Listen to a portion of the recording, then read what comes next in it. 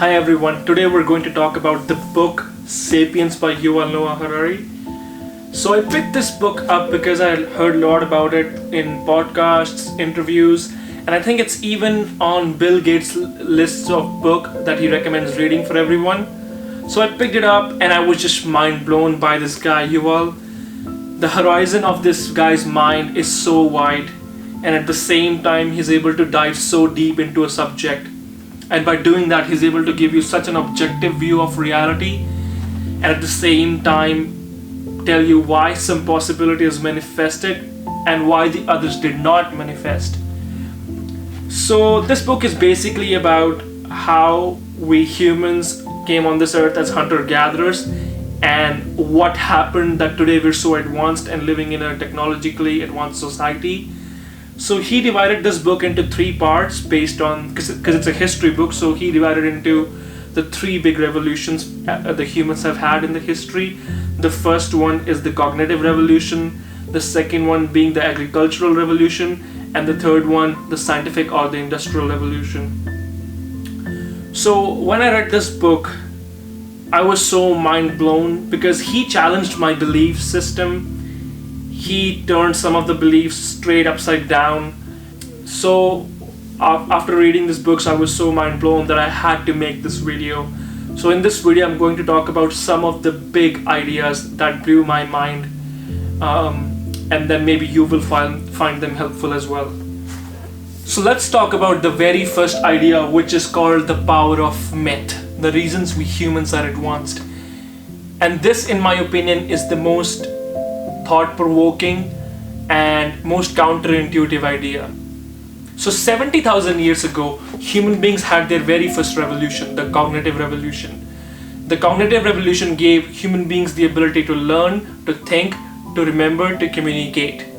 And after this revolution, in between 70,000 years and 30,000 years, human beings had their inventions like boats. They started going places. They started making oil lamps. They made bows and arrows to hunt. And researchers believe that the reason for this is this cognitive revolution. Now, why it happened in humans? Harari just suggests that it happened due to some accidental genetic mutations which changed the inner wirings of our brains, and that gave us these cognitive abilities. Now, Harari does emphasize that instead of focusing on the causes for this cognitive revolution, we should focus more on the consequences, that what it led to. So after this cognitive revolution, human beings were able to make language, that they were able to communicate what they were seeing, thinking, and remembering and feeling. Now what is so significant about it is that other species or other animals had a way of language as well. For example, monkeys were able to make sounds whenever there was a lion around and they were in danger. But human beings were doing much more than that. They were not just telling each other that there is a lion around. They were telling each other that they saw that a lion was chasing other animals. Now this is more sophisticated and contains way more data than actually required. And there are two theories that are put forward to explain this. The first one is that human beings in general want to know about the world, and that is the way of humans. We just are generally curious, we just want to know more. And the second theory, which is that human beings want to know much more about the world, but in this world, the most important information to a human is about another human, the gossip theory, which means a human doesn't just want to know when there is a lion around, but he also cares about knowing who is lion sleeping with, does he have conflict with other lions, and much more about him. Now, by doing this, by knowing much more about other humans, they're able to form bigger groups. They're able to expand from smaller to larger groups, which gives them much more power. It builds a whole army of humans, and that enables them to advance and move forward. Now this gossip theory sounds like a joke and very counterintuitive, like I said in the beginning. But so many research studies support it, and it almost seems that the language evolved just for this very purpose. Now, both theories of knowing about the world and gossip theory of knowing about other humans likely helped sapiens survive, but that was not the most unique feature of language. The most unique feature of the language was these cognitive abilities, and language helped humans think of things that did not exist or imagine fictitious things. Legends, myths, religion, they all came after this cognitive revolution. And that was because of language. Because of language, humans were able to imagine things. And that enhanced their survival. But the main question here is, how did these fiction enable or enhance survival for sapiens? Because we would be better off hunting and gathering food than praying, sitting at home to these fictitious entities or gods. And the answer is, they were not just able to imagine things, but do it collectively. By imagining rituals, they were able to cooperate flexibly and in large numbers. Remember these guys. Cooperate flexibly and in large numbers. These are the key points. Because Yuval gives the examples of bees and chimpanzees who are also able to cooperate in large numbers. So bees, they can cooperate in very large numbers, but they do it in a very rigid manner. They only want to cooperate with close relatives. Whereas chimpanzees, they can cooperate flexibly, but only with the chimpanzees they know intimately. Now, sapiens also adapted for smaller groups, but due to cognitive revolution and gossip theory, they were able to create fictions. These fictions enabled sapiens who do not know each other to cooperate and work on the same mission effectively. Just like within a church, there can be two Catholics who have never met work on a fundraiser. Our nation states have myths because two soldiers who have never met each other will fight shoulder to shoulder in a war to defend their nation.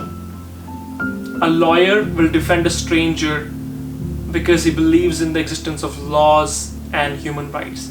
Yet, what to note here is that in universe there is no physical gods, there is no laws, there is no human rights.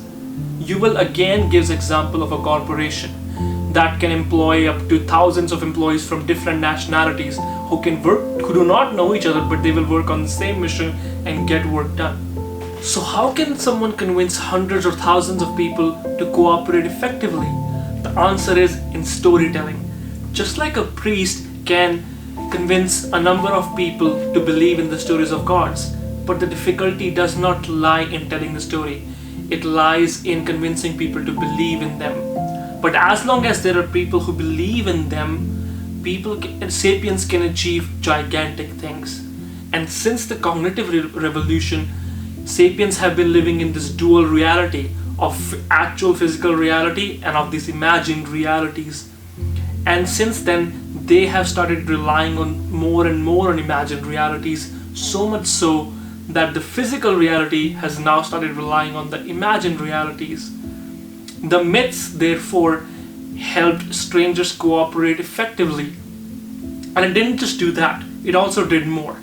As the large-scale cooperation increased, sapiens started to change their myths to alter their cooperation and to better suit the needs of changing times. For example, in 1789, the French Revolution changed from believing in the myth of the right of the king to the rights of the people. And since cognitive revolution, sapiens have continually been revisiting their myths to adapt with the changing times, and that is how they have outsurvived other humans and animal species. Now let's talk about the second biggest idea in this book. So the second biggest revolution that human history had was the agricultural revolution. We moved away from being hunter-gatherers to growing our own crops, growing our own food. We domesticated animals, which provided security of life. And most scholars believe that after agricultural revolution, more intelligent versions of human beings were born. but Yuval believes otherwise. He calls agriculture the greatest fraud. He even says, we did not domesticate agriculture, agriculture domesticated us.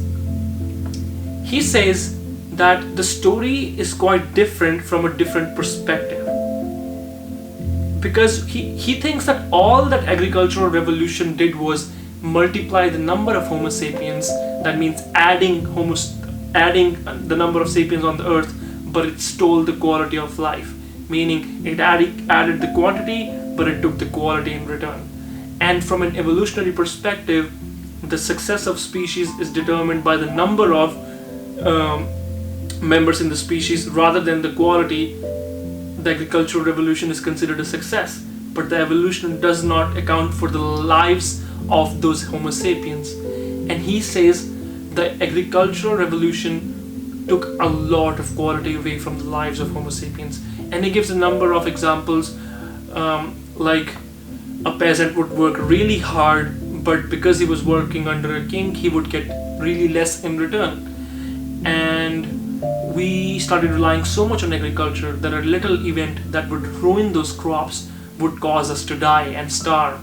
And another one is where they have anthropological evidence showing that the bodies of farmers took a really big toll after working on farms all day. Their backs started to hurt, their bodies started deteriorating, and it was really bad on their bodies. Yuval gives the example of wheat, which was the very first grain to be farmed.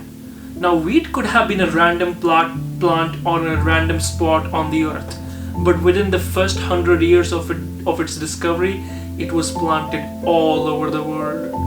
Now, from an evolutionary perspective, it is a winner, right? Because it did not just multiply in numbers, but it also enslaved human beings. We literally worked all day on farms as Homo sapiens, clearing fields so wheat could grow, feeding it water and taking care of whatever it needs. On top of that, Homo sapiens moved closer to their fields so they could better take care of it. And the word domesticate means house, and who lived in the house? Homo sapiens. Hence, the wheat domesticated us. Now, Harari looks at it from an objective point of view. He does agree that agriculture did provide the security of life by providing a continuous supply of food, protection of wild animals, and rain and cold. But he says that it will be counterintuitive to still think of agriculture as a success. Because yes, our lives today are comfortable because of agriculture, but the revolution that took place that day cannot be judged based on the comfort that we get today. Because if someone died of malnourishment 8,000 years ago, we would not care. But in evolution's eyes, the number of species were growing and the quality did not matter, so it was a success in evolutionary sense. But the question that then comes, why would an individual care about the success of species and sacrifice their own quality of life? And Yuval answers that the revolution happened over thousands of years, and that is the trap, as he calls it.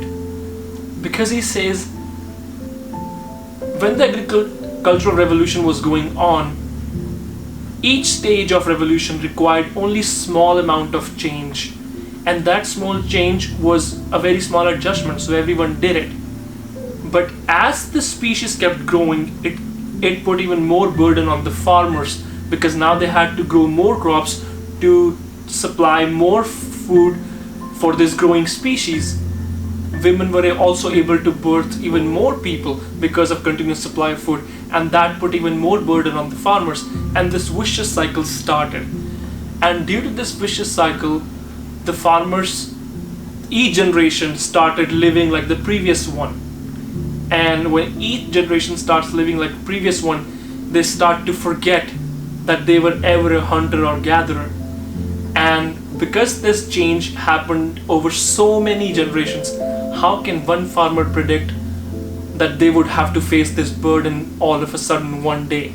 And that is the reason we fell for this trap. And since we relied so much on agriculture, that it was a long shot to go back to being hunter-gatherers and nomads that we were. And that is why Yuval calls it history's biggest fraud. Now let's talk about the third biggest idea I came across in this book. So the next big revolution in human history was the scientific or industrial revolution. But just before that, an important event took place, as Yuval points out. He calls it the unification of humankind. So after the cognitive revolution, the imagined worlds became even way more detailed and organized, which allowed sapiens to cooperate even more effectively. And on the other hand, the agricultural revolution strengthened this organization and allowed to sustain these larger groups. And so these myths and fictions that were growing, they set certain ways of people growing up, living, and they made them want certain things in lives. Thus, there were artificial instincts that were born, which were called cultures. Now these cultures were constantly changing due to external or internal factors. But the main question here was to ask, at this point, were these changes random, or was there a pattern to it? We're asking a big question here, that was there a direction history was heading towards, or was it all random? Now Yuval says that yes, there is a direction that history was heading towards, but over a very, very long term. And the direction it was heading towards was integration of a huge number of smaller cultures into fewer mega cultures, which in itself were complex. But he points out that when you look at history from the point of view of decades and centuries, it seems like the changes were none or very small, and they seem to be cancelling out the previous change. But when you look at history from the point of view of millennium, which is thousands of years, those minor cancellations were only temporary reversals. Because when you actually do take, let's say, 1,000 years view, a millennium view, we moved from a number of tribes to empires, and from empires we moved to nations. And yes, history was heading into a general direction. And Yuval says the best way to appreciate is to observe history from a number of segregated groups of human worlds coexisting at the same time. Because today when we look at the world, it looks as one world, that this is one earth, and there is this new term called global citizen. But for most of history, there were separate human worlds coexisting at the same time. So the reason this is the best way to appreciate the general direction of history is because for most of history, Homo sapiens lived in separate humans' world. There were empires, and each empire had a different culture, and each empire was in a different land. So to one empire, another empire would seem like a totally different planet with aliens living on it. And there was no us, it was either us or them. Today we live in a single global world, and we all know that this, even though we call it a single global world, it has its own nations which have its own cultures, and then it has its further dialects and lifestyles. And then Yuval says the most important stage in this movement towards global unity happened in last 2 centuries. As in last 2 centuries, the globalization was speeding up like crazy. And then he adds this idea of global unity mainly developed in the first millennium, as the first millennium witnessed the appearance of 3 potentially universal orders: the economic order, the political order, and the religious order. He even goes to say that the economic order or the monetary order is the biggest conqueror of all. Now we all know how much money has shaped our society, how much influence it has. So I'm not going to dive deep into it, and I will just leave it at this. Now let's talk about another big idea that I came across in this book, which is how the development in science and technology goes hand in hand with our current economical, political, and social objectives. We all know that knowledge is power, but the real test of knowledge, as Yuval says, is whether it empowers us. It lies in its utility, meaning whether all the knowledge derived from experimentation and observation will result in any technological development.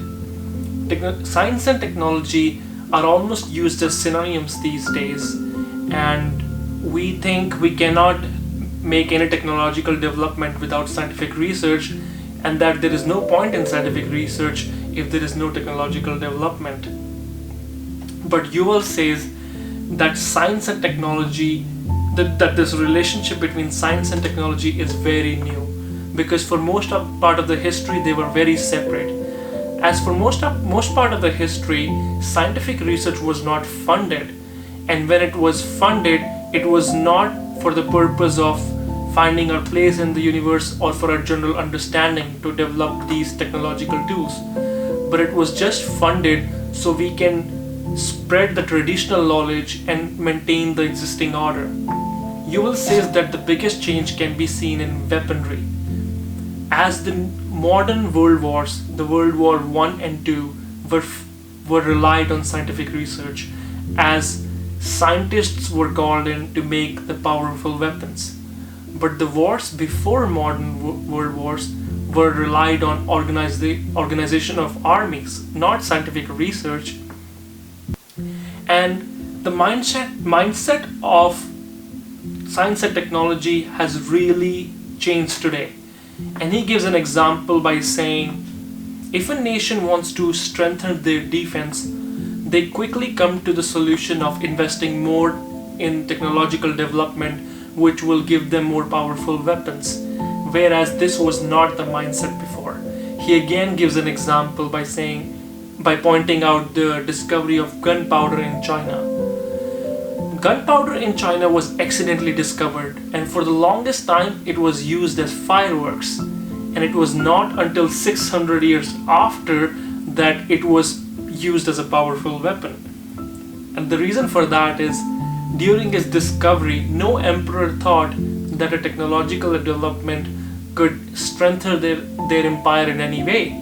So the mindset today has changed so much that we have started believing all our problems can be solved by technological development using scientific research. So much so that some scientists today believe death is a technical problem, which means in the future they might be able to solve the problem of death and we might be immortal forever. Now I know it seems like a fantasy, but we cannot overlook all the developments and advancements in health science. Today we are able to prolong lives of humans, and Yuval gives so many statistics on how much we have improved human life expectancy and how much we've improved infant mortality rates. So somehow subconsciously we all believe all our problems can be solved. But Yuval makes a very important point here, that science is not an independent entity that exists on some superior plane, but it is shaped by our current economical, political, and religious objectives as well. And he explains it. He explains it and says that before a scientific research is conducted, scientists have to develop such an expertise and then undertake such a deep dive into it that it is very costly. It becomes very costly. So the funding for these research comes from the government. And no matter how much a scientist would like to believe that the government are just there to fund them to pursue their interest, Yuval believes the opposite. He says the governments are funding these researches just so they can in some way achieve some economical, religious, or political objective. And he gives an example by saying that in 17th century, kings would funnel so much money in geographical expeditions over studying child psychology, because geographical expeditions would give them more ways to conquer more empires and set up trade routes which strengthens their empires, but they would not see any profits in studying child psychology. And he gives many more examples like these, which are very compelling. But what he's trying to say is that scientists in their research pursue it out of intellectual curiosity, but they do not set the agenda for the research. But Yuval argues there is an agenda, and hence the funding. And then Yuval also mentions that science on its own cannot set its priorities and is incapable to determine the utility of its discoveries, because a discovery can be used for multiple purposes. So science can only go hand in hand with some preset ideology. So to conclude that, in order to see the full picture of human advancement of human species, you cannot just look at the science and technological developments, but also the economical, political, and religious forces that helped pick science a direction over the other ones. Alright guys, those were all the ideas that blew my mind and I wanted to share with you from this book. I really hope I was able to give you an idea of what this book is about. Regardless of that, I would recommend everyone to pick this book up and give it a read. You will not regret it. And if I was able to provide you value in any way, please like the video and consider supporting me by subscribing to my YouTube channel. Thank you. See you next time. Bye.